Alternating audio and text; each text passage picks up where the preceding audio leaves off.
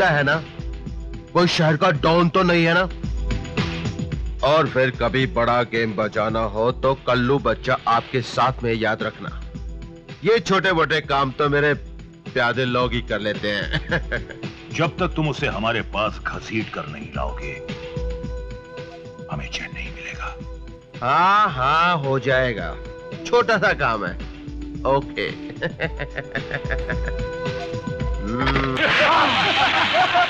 Hello,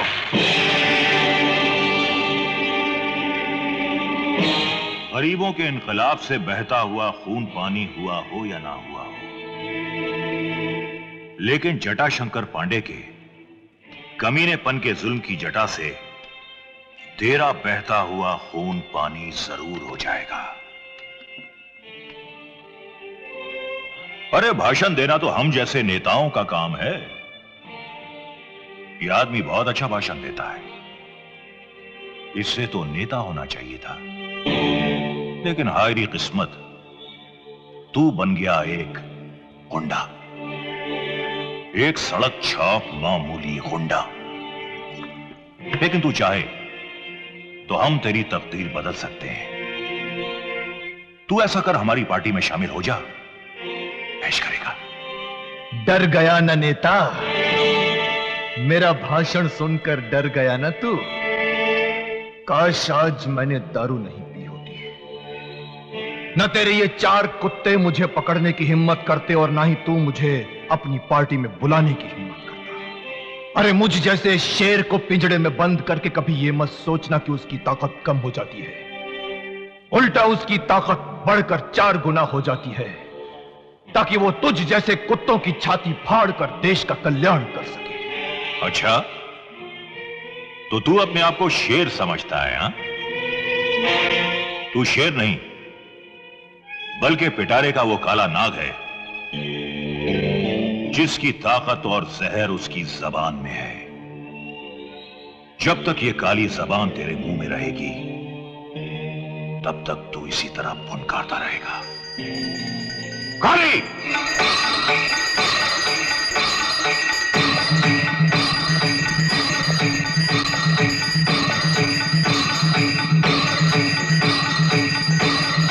हमें इसकी जबान अच्छी नहीं लग रही। काली बेटे, हम जिसके दोस्त होते हैं उसे दुश्मनों की जरूरत ही नहीं पड़ती, और इसने तो सीधी हमसे दुश्मनी मोल ली है। अब ये बेचारा सिर्फ इशारों से बातें करेगा। लोग इस पर तरस खाएंगे और हम कह कहे लगाएंगे।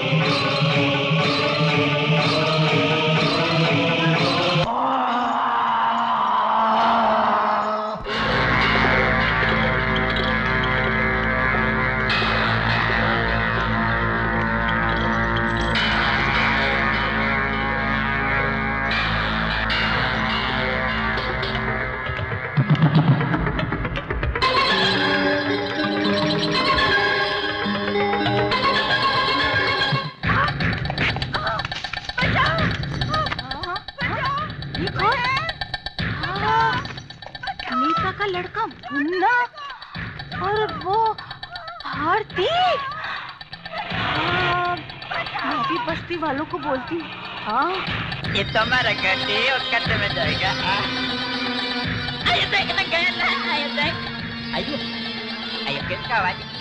आइए, ये कलावती क्यों बक्से रहे हैं? बाबा, ये क्या हो गया? इसे देख रहे हैं? बाबा कहाँ है? बाबा कहाँ है? क्या हुआ कलावती, क्या हुआ? भारती को नेता का लड़का उठा कर ले गया है, साथ में कुछ गुंडे भी थे। मैंने अपनी आंखों से देखा है। क्या कहती हो तुम? हाँ हाँ, मैं सच कहती हूँ, मैंने अपनी आंखों से खुद देखा है। अब भारती को सिर्फ एक ही आदमी बचा सकता है, पक्या। पक्या, पक्या! छोड़ दे मुझे, छोड़ दे कमीने, छोड़ दे, छोड़ दे, छोड़ दे मुझे, छोड़ दे, छोड़ दे कमीने, छोड़ दे।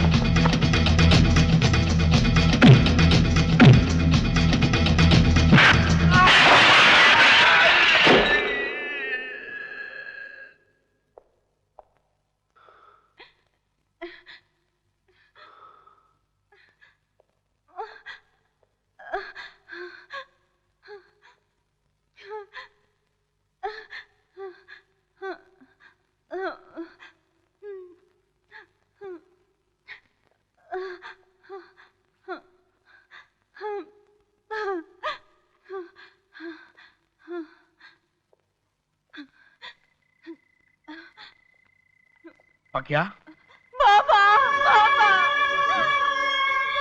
बेटी चुप हो जा। पकिया, चुप हो जा बेटी। तेरे एहसान में कभी नहीं भूलूंगा।